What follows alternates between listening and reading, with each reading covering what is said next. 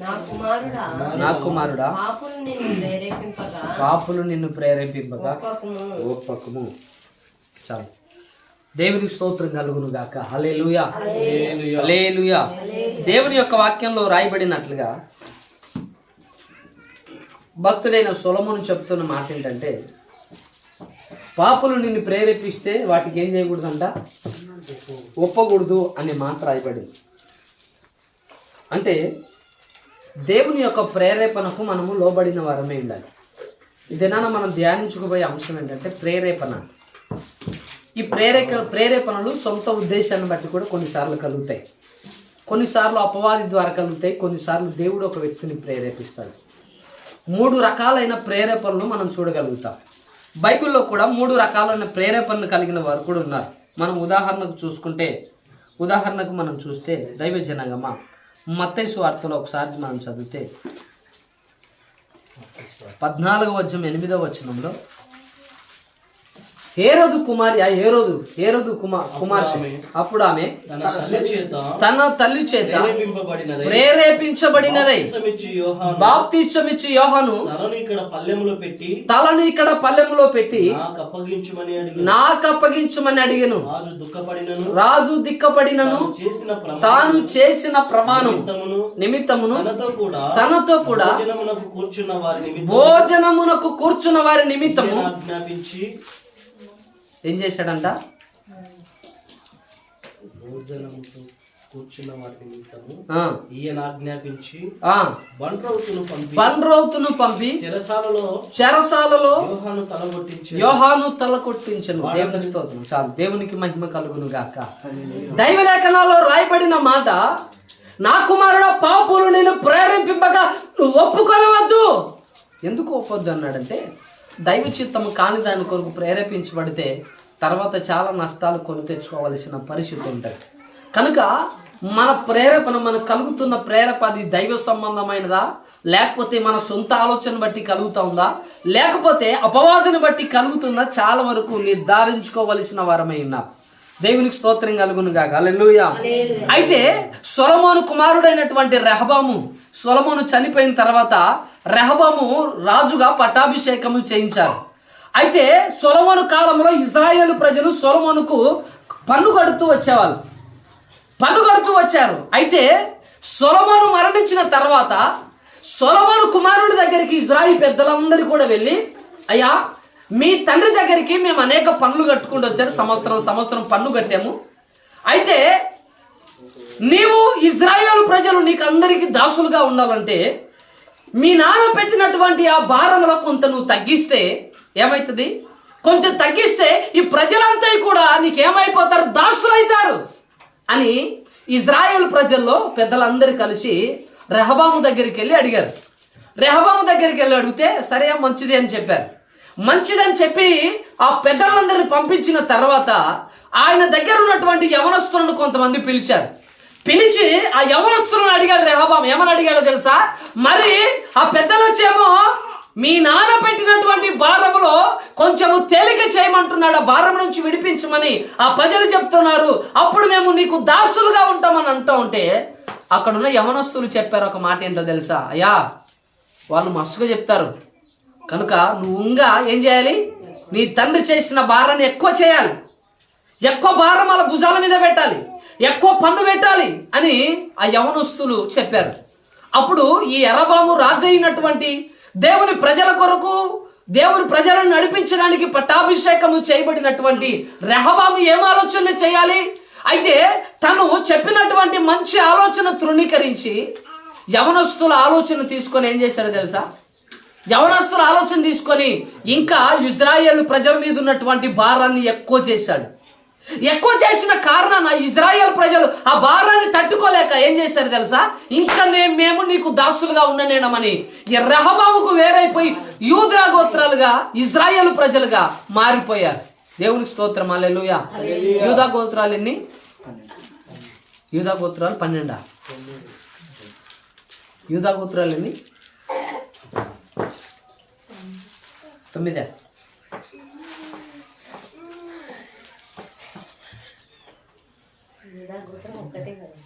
ఒకటే ఉందా యూదా గోత్రం? ఎన్ని గోత్రాలు ఉన్నాయి మొత్తం? 12 గోత్రాలు ఉన్నాయి. 12 గోత్రాలు ఉన్నాయి. అయితే రెహబాము చేసినటువంటి ఆలోచనకు ఎంతగా విడిపోయారు? ఇజ్రాయేల్ ప్రజలు 10 గోత్రాలుగా విడిపోయారు. యూదా ప్రజలు 2 గోత్రాలుగా విడిపోయారు. 2 గోత్రాలుగా విడిపోయారు. ఇంకా సొంత జనమైనటువంటి ఇజ్రాయేల్ ప్రజలకే పోరాటం ప్రారంభించబడింది. జాగ్రత్తగా వినండి. ఒక మనిషిని ద్వారా ప్రేరేపించబడినటువంటి రెహబాము చేసినటువంటి ఆ ప్రేరేపణను బట్టి ఇజ్రాయేల్ ప్రజలందరూ కూడా కలిసి చేస్తున్నటువంటి అరణ్య యాత్ర ప్రయాణంలో ఒకడు చేసిన ఒక మనుష్య ప్రేరేపణకు లోబడినటువంటి రెహబాము చేసినటువంటి పనికి ఏం చేయాలంటే దేశము 2 ముక్కలుగా చీలిపోయింది. ఇప్పుడు మన రాష్ట్రం 2 ముక్కలుగా చీలిపోయింది. ఎన్ని రాష్ట్రాలు ఉన్నాయి మనవి? 2 రాష్ట్రాలు. ఏంటంటే అవి తెలంగాణ, ఆంధ్రప్రదేశ్. ఒకప్పుడు ఉమ్మడి ఆంధ్రప్రదేశ్గా ఉండేది. ఇప్పుడు ఏమైపోయిందో తెలుసా? తెలంగాణ వేరైపోయింది, ఆంధ్ర వేరైపోయింది. ఎందుకనంటే వేరు చేయబడడానికి కేసీఆర్ ఒక ప్లాన్ ఉంది, ఒక మాస్టర్ ప్లాన్ ఉంది. ఎందుకో తెలుసా? తన ప్రజలంతటినీ కూడా రెచ్చగొట్టి తెలంగాణను మన దగ్గరికి తీసుకుంటే తెలంగాణలో అభివృద్ధి చేసినటువంటి పనులు చాలా ఉన్నాయి. తెలంగాణలో ఉన్నటువంటి అభివృద్ధి చెందినటువంటి ప్రాంతాలు చాలా ఉన్నాయి. అందుకనే కేసీఆర్ ఏం చేశాడు? ఈ ప్రజలందరినీ కూడా తెలంగాణ పేరు చెప్పి రెచ్చగొట్టామనుకో, తర్వాత ఎవరు అధికారంలోకి వస్తారు? కేసీఆర్ అధికారంలోకి వస్తాడు. కేసీఆర్ ప్రజలందరికీ పరిపాలకులుగా ఉంటాడు. అందుకని ఆలోచన చేసి అమాయక యవ్వనస్తులను జాగ్రత్తగా వినండి. ఎవరు వచ్చారు తెలుసా? యవ్వనస్తులు. తెలంగాణ ఉద్యమంలో అనేక మంది యవ్వనస్తులు పెట్రోల్ పోసుకొని అంటించుకున్నారు. ఎంతగా ఉన్మాదముతో కేసీఆర్ మాటలు నూరిపోసింటారు ఒకసారి ఆలోచించండి. మన దేశం కొరకైతే జవాన్లు తన ప్రాణాన్ని అర్పిస్తూ ఉన్నారు. ఇప్పుడు వారి ప్రాంతం కొరకు వీళ్ళేం చేస్తూ ఉన్నారు తెలుసా? వాళ్ళు కూడా పెట్రోల్ పోసుకొని సజీవ దహనంగా మారిపోతూ ఉన్నారు. అలాగే రెహబాము కాలంలో కూడా 2 ముక్కలుగా ఆంధ్ర తెలంగాణలో ఏ విధంగా అయిపోయాయో ఇజ్రాయేళ్ల గోత్రాలు తర్వాత యూదా గోత్రాలు 2 ముక్కలుగా చీలిపోయినట్లుగా మనం చూడగలుగుతాం. చిన్నపాటి మనుషుని ప్రేరేపణ దేశం 2 ముక్కలుగా మారిపోవడానికి, కలిసి ఉన్న జనమే కొట్లాడుకొని చావడానికి కారణమైపోయింది. ఇప్పుడు చూడండి దైవ జనాంగమా, ఒకటే ఇంట్లో ఉన్నటువంటి అన్నదమ్ములు, తెలుగుదేశం పార్టీ అని ఒకడు, కాంగ్రెస్ పార్టీ అని ఒకడు, అన్నదమ్ములు తిట్టుకుంటున్న వాళ్ళు ఉన్నారు. జాగ్రత్తగా వినండి. అన్నదమ్ములు తిట్టుకుంటున్న వారు ఉన్నారు. ఇప్పుడు ఉదాహరణకు చూస్తే షర్మిల ఉంది. షర్మిల కాంగ్రెస్లోకి వెళ్ళి సొంత కడుపున పుట్టినటువంటి అన్ననేం చేస్తుంది? తిట్టడం ప్రారంభించింది. వాళ్ళు ఏం చేస్తున్నారు? వాళ్ళు ఆమెను తిట్టడం ప్రారంభించారు. తద్వారా మనుషులకు ఏం కలుగుతుంది? ఇదెక్కడి జన్మరా వీళ్ళది అనిపిస్తుంది. ఒక తల్లి కడుపున పుట్టి అన్నా చెల్లెల తిట్టుకోవడం అనేది ఎంత దౌర్భాగ్యమైన పరిస్థితి చూడండి. రెహబాము కాలంలో కూడా సొంత ప్రజలే కలిసి నివసించిన వారే, ఒక చోట భోజనం చేసిన వారే, ఒక దేవుణ్ణి ఆరాధించిన వారే, ఒక చోట గుడారములు వేసుకున్న వారే, ఒక రాజు కింద ఉన్నవారు ఏమైపోయింది? 2 భాగాలుగా విడిపోయింది. సొంత ప్రజలను చంపడానికి యూదా ప్రజలు లేచారు. అనేక మంది రెహబాముకు యరబాము యూదా ప్రజలకు ఆయన అండగా ఉన్నాడు. రెహబాము ఏం చేశాడు? ఇజ్రాయేలు ప్రజలకు ఆయన రాజుగా ఉన్నాడు. రెహబాము కుయుక్తి చేత యూదా ప్రజలందరినీ కూడా కట్టుకొని వాళ్ళని చంపేయడానికి వాళ్ళ మీదకి దానికి వెళ్ళి, ఎవరు వాళ్ళంటే సొంత ప్రజలే, సొంత రక్త సంబంధులే, బంధువులే, బయట వాళ్ళేం కాదు వాళ్ళు. దైవ జనాంగమా, అందుకనే సొలొమోను గారు చెబుతున్న మాట ఏంటో తెలుసా? పాపులు నిన్ను ప్రేరేపించగా నువ్వు ఒప్పకు అని. దేవునికి స్తోత్రం. హల్లెలూయా, హల్లెలూయా. దైవ జనాంగమా, ఎప్పుడైతే దేవుని యొక్క ప్రేరేపణకు కాక మనుషుని యొక్క ప్రేరేపణకు మనం లోబడితే ఏమైపోతుందో తెలుసా? మనుషుని యొక్క ప్రేరేపణకు లోబడితే తద్వారా నష్టపోయేది మనమే. ఏం చేయబడతాం? నష్టపోయేది మనమే. కనుక నిదానించి ఆలోచించి దేవుని యొక్క ప్రేరేపణను, దేవుని యొక్క ఆలోచనను, దేవుని యొక్క ఉద్దేశాన్ని గమనించే వారమై ఉండాలి. ఒకవేళ గమనించకపోతే తర్వాత తీరని నష్టాన్ని కొని తెచ్చుకోవాలి. తీరని నష్టాన్ని కొని తెచ్చుకోవాలి. దేవునికి స్తోత్రం కలుగునుగా. హల్లెలూయా, హల్లెలూయా. కనుక దైవజనగమా, దేవుడు ప్రేరేపించేది, మనుషులు ప్రేరేపించేది, దేవునిలో భక్తిలో ఎదుగుతున్న నీవు గమనించే వ్యక్తిగా ఉండాలి. దేని పడితే దాన్ని గుడ్డిగా ఆ ప్రేరణ పరకు లోబడి పెరిగితే తర్వాత నీవే నష్టపోతావు, తర్వాత నువ్వే ఇబ్బందులకు గురి చేయబడతావు, తర్వాత నువ్వే వేదనలకు గురి చేయబడతావు. దైవ ప్రేరేపణలో అది గుర్తించాలి. కనుక మనకు ఒంటరిగా ఉన్నప్పుడు చాలా వరకు వేరే రకరకాల ఆలోచనలు, ప్రేరేపణ కలుగుతుంటాయి. ఇది చేయాలి, అది చేయాలి. అయితే దైవ సంబంధమైనది అది దైవ సంబంధమైనదా కాదని ఆలోచించాలి. దేవునికి స్తోత్రం చెప్పండి. హల్లెలూయా, హల్లెలూయా. మందిరం కట్టలేక కాదు మనం ఆపింది, మందిరం కట్టలేక కాదు ఆపింది, మందిరం ప్రారంభించలేక కాదు ఆపింది. దేవుని ప్రేరేపణ, దేవుని ఉద్దేశమే జరగాలి అని కనిపెట్టి ప్రార్థన చేస్తుంది, పనిలేక కాదు. దేవుని ఉద్దేశం జరగాలి, దేవుని యొక్క మనసు జరగాలి, అందుకని ఆపింది. ప్రార్థన చేస్తూ ఉన్నప్పుడు ఒక స్థలంలో ఒక బొక్క ఉంది, ఎలుకలు ఉంటాయి కదా, కుక్కలు ఉన్న బొక్క ఉంది. ప్రార్థన చేస్తూ ఉన్నాడు.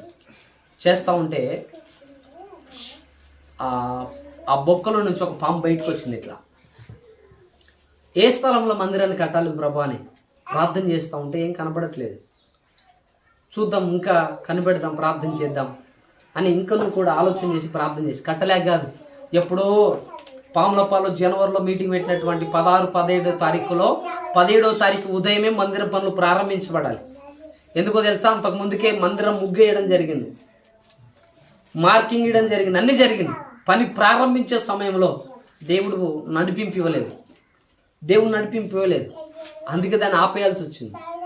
చేయలేక అది పాటికి చాలా వరకు పని జరిగేది. ఎందుకు ఆపేమో తెలుసా? దేవుని చిత్తము, దేవుడు ఎక్కడ కట్టమంటే అక్కడ కట్టాలి. దేవుని యొక్క పరిచర్య మన ఆలోచన కొద్దీ చేయకూడదు. ఎప్పటికీ దేవుడు ఏది చేయమంటే అదే చేయాలి. దేన్ని జరిగించమంటే అక్కడ జరిగించి, ఎక్కడ ఉండమంటే అక్కడనే ఉండాలి. దేవునికి స్తోత్రం కలుగును గాక. హల్లెలూయా, హల్లెలూయా. కనుక మనం ప్రేరేపించబడుతుంది దైవపరమైన ప్రేరేపణ, లేకపోతే మనుషుల వలన ప్రేరేపించబడుతున్నామా, లేకపోతే అపవాది వలన ప్రేరేపించబడుతున్నామని చాలా వరకు గమనించుకున్న వారమై ఉండాలి. భక్తిలో ఎదుగుతున్నప్పుడు, భక్తిలో సంపూర్ణత చేయబడుతూ ఉన్నప్పుడు ఏం చేస్తామంటే వివేచించాలి. ఇది మంచిగా చెప్పండి, ఇది మంచిగా చేయడాన్ని వివేచించాలి. అలా వివేచించలేకపోతే మనం ఏది పడితే అది చేస్తే తద్వారా ఏం కలుగుతుంది? నష్టమే కలుగుతుంది. ఉదాహరణకు మా ఆత్మీయ తండ్రి గారు ఐజయ్ గారు వాళ్ళ ఆత్మీయ తండ్రి పాస్టర్ సమీల్ గారు విశాఖపట్నంలో సేవ చేస్తూ ఉంటాడు, దేశపత్రుల పాలెంలో. అయితే ఏం జరిగిందంటే వాళ్ళ పెద్ద కుమార్తెకు ఒక వ్యక్తిని వివాహము మాట్లాడారు. ఒక వ్యక్తితో వివాహము ఫిక్స్ అయిపోయింది. వివాహం ఫిక్స్ అయిపోతే ఆయన ప్రార్థన చేస్తూ ఉంటే ఒక పెద్ద కొండ చిలువ వాళ్ళ పాపని ఇలా చుట్టుకొని ఉందంట. పెద్ద కొండ చిలువ వాళ్ళ పాపను చుట్టుకొని ఉందండి. ఇట్లాగా చుట్టుకొని ఉంటే చూశాడు. ఆయన చూసి ఏమైనాడు తెలుసా? దాన్ని ఏం చేశాడు? ఒక మంచి సేవకుడు, ఆయన మంచి అభిషేకం కలిగిన ప్రవక్త, ఆయన దగ్గర పోయి మనం నిలబడితే మన బయోడేటా మొత్తం చెప్తాడు. అంతటి శక్తివంతమైన ప్రవక్త, మంచి అభిషేకం కలిగిన దైవజనుడు.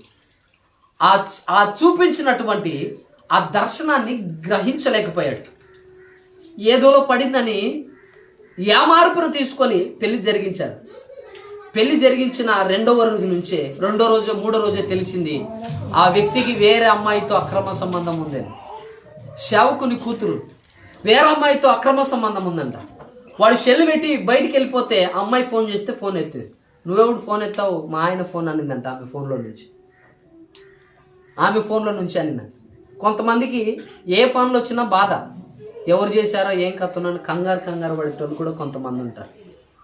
చాలామంది కంగారు పడేటోళ్ళు కూడా ఉంటారు. మా ఫ్రెండ్ గారు అంటా ఉన్నారు. మా ఫ్రెండ్ గారు ఎక్కడ అంటే నిజామాబాద్ దగ్గర ఒక ప్రాంతంలో సేవ చేస్తాడు. అప్పుడప్పుడు ఫోన్ చేస్తూ ఉంటాడు. వాళ్ళ భార్య అంట ఫోన్ చేసినా అనుకో, ఎవరు ఫోన్ చేశారో ఒకవేళ ఆడు ఎత్తలేదనుకో, ఎందుకు ఫోన్ ఎత్తాలని అట్టుంది. ఇప్పుడు వాని ఇష్టం, మాట్లాడాలనుకుంటే ఎత్తుతాడు, లేకుంటే లేదు. ఎందుకు ఫోన్ ఎత్తలా, కారణం ఏమి అని సెల్లు చూస్తుంటారు. ఎవరు చేసినారు, ఎందుకు ఎత్తలే. ఇట్లాంటి ప్రేరేపణ కలిగిన వాళ్ళు కూడా ఉంటారు. దేవునికి స్తోత్రం. ఆడంటా ఉన్నారు, నా కర్మగాలు చేసుకున్నాను రా, అందుకనే నేను అనుభవించాల్సి వస్తుంది. దైవజనుల ప్రేరేపణ నాకు బాగా కనపడిందని నేను చేసుకుంటే నాకు బాగా మూడింది, ముందుకెళ్ళలేకపోతున్నాను, వెనక్కి ఒక్కటి మాట అన్నాడు. నా భార్య ఎన్నొక్కటే చచ్చిపోయిన ఒకటి అన్నాడు. అంటే ఎంతగా విసుగు చెందినొచ్చు. వివాహ విషయంలో ఒక్కసారి తప్పు మార్గం వేస్తే జీవితాంతం, సాటైన సహకారి లేకపోతే జీవితాంతం నలిగి చచ్చిపోవాల్సింది ఆ వ్యక్తి. నిజంగా చిన్నదానికి ఎంతసేపు అని ఒక్కటే ఎద్దు ఎంతసేపు అని గుంజుతుంది చెప్పండి? ఎంతసేపు అని ఒకటే ఎద్దు సేద్యం చేస్తుందా? పొలం దున్నబడాలంటే ఏం చేయబడాలి? 2 గుంజబడాలి. ఒకటి అంకికేసుకుందనుకో ఎట్లుంటుంది? బాధపడుతూ ఉంటాడు. అప్పుడప్పుడు చెప్పి సర్లేదా ఏదేమైనా తప్పదు, కాడి మీనేసుకున్న తర్వాత లాగేయాల్సిందే, తప్పదేముంది అని. కానీ ఎవరికి చెప్పుకోలేక వాడు నా క్లాస్మేట్, ఒకటే క్లాస్లో చదువుకున్నాం. దేవుని మహాకృప, వాడు గౌడు కుటుంబంలో పెరిగాడు. దామగట్ల గౌడు కుటుంబంలో పెరిగాడు. దేవుని తెలుసుకున్నాడు, రక్షించబడ్డాడు, దేవుని పని కొరకు ముందుకు సాగుతూ ఉన్నాడు. దేవునికి స్తోత్రం కలుగునుగాక. హల్లెలూయా, హల్లెలూయా. తన ప్రేరేపణ తన జీవితాన్ని నాశనం చేసేసింది.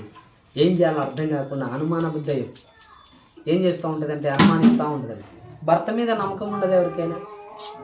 2 పిల్లలు వానికి, భర్త మీద నమ్మకం ఉండదా? దేవునికి స్తోత్రం కలుగునుగాక. హల్లెలూయా. దైవ జనాంగమా, అందుకనే సొలొమోను గారు ఈ మాట చెప్పడానికి గల కారణం ఏంటంటే, పాపులు నిన్ను ప్రేరేపిస్తే నువ్వు ఒప్పుకోవద్దు. నీ పట్ల ఒక దేవుని ఆలోచన దేవుడు కలిగి ఉన్నాడు, నీ పట్ల దేవుడు ఒక ప్రణాళిక కలిగి ఉన్నాడు, దాన్ని గుర్తెరగమని చెప్తాడు. దేవునికి స్తోత్రం. హల్లెలూయా. అయితే ఏ రోజు జన్మదినపు వేడుక రోజు తల్లి చెప్పింది, మీ తండ్రిని నాట్యం ఆడు సంతోషించు, నీకు ఏది కావాలో అది ఇస్తానని. తల్లి ఏం చేసిందో తెలుసా? పోయి కుమార్తె, తండ్రి బర్త్డే కదా, రాజులందరూ ఆయా రాజ్యాల నుంచి రాజులందరూ వచ్చి రాజు ఎదుట విందులో కూర్చున్నాడు. ఇప్పుడు రాజకుమార్తె వచ్చి మనందరూ నాట్యం చేసి ఆనందింపజేస్తుందని సరికి ఏ రోజు కుమార్తె వచ్చి ఏం చేస్తూ ఉందంటే నాట్యం ఆడి అందరూ సంతోషపెట్టింది. అందరూ కూడా ఆనందంగా ఉన్నాడు. నీ కుమార్తె చక్కగా నాట్యం చేసింది, మాకు చాలా సంతోషం అవుతుందని అందరూ సంతోషపడ్డారు. అప్పుడు ఏ రోజు ఒక మాట అడిగాడు, అమ్మా ఈ జన్మదినపు ఈ సంతోషకరమైన వేళలో నీకు ఏది కావాలన్నా నువ్వు కోరుకో, నేను నీకు ఇస్తా. నువ్వు ఏది కావాలంటే అది ఇస్తా. నువ్వు నన్ను సంతోష పెట్టావు, రాజులందరి ఎదుట నా గౌరవాన్ని పెంచావు, నువ్వు ఏది కావాలంటే అది ఇస్తానంటే ఆమెకి ఏం అడగాలని అర్థం కాలేదు. జాగ్రత్తగా వినండి. ఏం కావాలో అర్థం కాక వాళ్ళ అమ్మని వెళ్ళి అడిగింది, అమ్మా మన నాన్న ఏది కోరుకుంటే అది ఇస్తాను అంటున్నాడు, ఏది కోరుకోమంటావనంటే తల్లి వలన ప్రేరేపించబడినవై ఏమన్నది తెలుసా? యోహాను తల అడిగమని చెప్తుంది.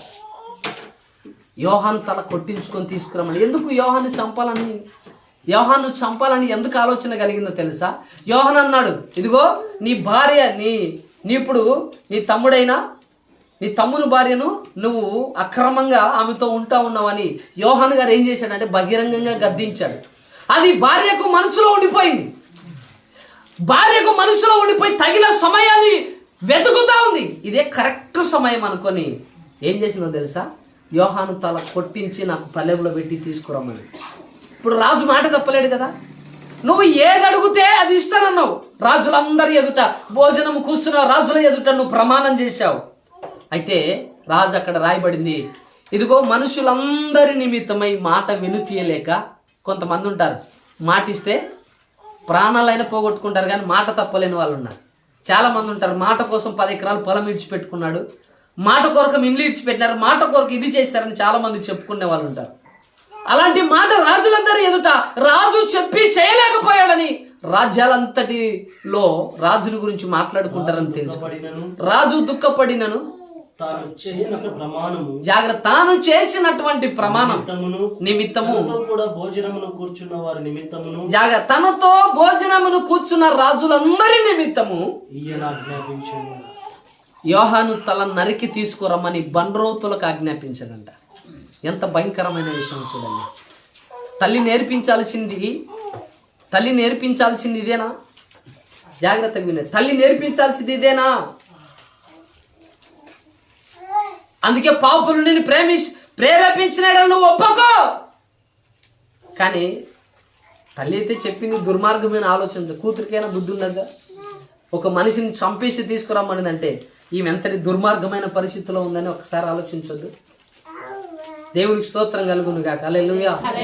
దైవ జనాంగమా, ఈ దయ్యపాత్మ లోకములో చాలా మంది మీద పనిచేస్తాం. నిన్ననే ఒక న్యూస్ చూశాను. పెళ్ళయి 2 కుమారులు, పెద్దగా నాలుగా దాదాపు 20 సంవత్సరాలు ఉన్న పిల్లలు ఉన్నారు. అప్పుడెప్పుడో పెళ్లి కాక ముందుకు పరిచయం అయ్యాడంట. ఇప్పటికి వాడు ఎప్పుడో మళ్ళీ మధ్యలో కలిశాడంట. ఇప్పుడు భర్తతో గొడవ, నాకు ప్రియుడు కూడా కావాలి, ఇద్దరు కావాలి, ఇద్దరితో కలిసి ఉండాలి. ఎంత ఎక్కింది, కరెంట్ సమయం ఎక్కింది. ఏడు కావాలంట, ప్రియుడు కూడా కావాలంట. పోయి కరెంటు సమయం ఎక్కింది, నేను ఇండ చచ్చిపోతాను నా ప్రియుడు లేకపోతే. భర్త ఏం అరిస్తే పోయి సమయం ఎక్కింది, నాకు ప్రియుడు కూడా కావాలి, ఇద్దరు కావాలి, ఇద్దరున్నా నాకు నష్టమేం లేదు. దయ్యపు ఆలోచనల ద్వారా కుటుంబాలు, సమాజాలు పాడైపోతూ ఉన్నాయి. దేని వలన ప్రేరేపించబడుతూ ఉన్నారో అర్థం కాని పరిస్థితుల్లో మనుషులు నడుస్తూ ఉన్నారు. గలతీయులకు రాసిన పత్రిక 5వ అధ్యాయం ఒక్కసారి మనం చదివితే, ఈ ప్రేరేపణ మిమ్మును పిలుచుచున్న వాని వలన కలుగలేదు. ఒకసారి మాట చదవండి. గలతీ 5:8. ఎలా అనగా తన శరీరేచ్ఛలను బట్టి ఈ ప్రేరేపణ మిమ్మల్ని పిలుచుచున్న వాని వలన కలుగలేదు. ఈ ప్రేరేపణ మిమ్మల్ని పిలుచుచున్న వాని వలన కలుగలేదు. జాగ్రత్తగా వినండి. పులిసిన పిండి కొంచెమైనను, పులిసిన పిండి కొంచెమైనను ముద్దంతయు పులే చేయును, ముద్దంతై కూడా పులవ చేయను. మీరెంత మాత్రము వేరుగా ఆలోచింపరని, మీరెంత మాత్రము వేరుగా ఆలోచింపనేరని ప్రభువునందు మిమ్మల్ని గూర్చి నేను రూఢిగా నమ్ముచున్నాను. పేతురు చెప్తా ఉన్నాడు ఈ మాట. పౌలు చెప్తా ఉన్నాడు గలతీలతోని, ఇదిగో ఈ ప్రేరేపణ మనుషుల వలన మిమ్మల్ని పిలుచుచున్న వారి వలన కలిగినది కాదు. జాగ్రత్తగా భక్తి జీవితంలో కొన్ని ఆధ్యాత్మికమైన విషయాలు నేర్చుకోవలసిన వారమే అయినా. దేవునికి స్తోత్రం చెప్పండి. హల్లెలూయా, హల్లెలూయా. ఆధ్యాత్మిక విషయాలు జాగ్రత్తగా తెలుసుకోవాలి మనం. జాగ్రత్తగా మన దైనందిన జీవితంలో భక్తిలో ఎదుగుతున్న మనం ఎలా ఉండాలో తెలుసా? దైవ ప్రేరితమా, లేకపోతే మనసులను బట్టి కలిగిందా, లేకపోతే అపవాదాన్ని బట్టి కలిగిందో జాగ్రత్తగా మనం చూసుకోవాలి. జకర్యా గ్రంథం 7వ అధ్యాయం 12వ వచనాన్ని కూడా ఒకసారి మనం చదివితే, జకర్యా గ్రంథం 7వ అధ్యాయం 12వ వచనం.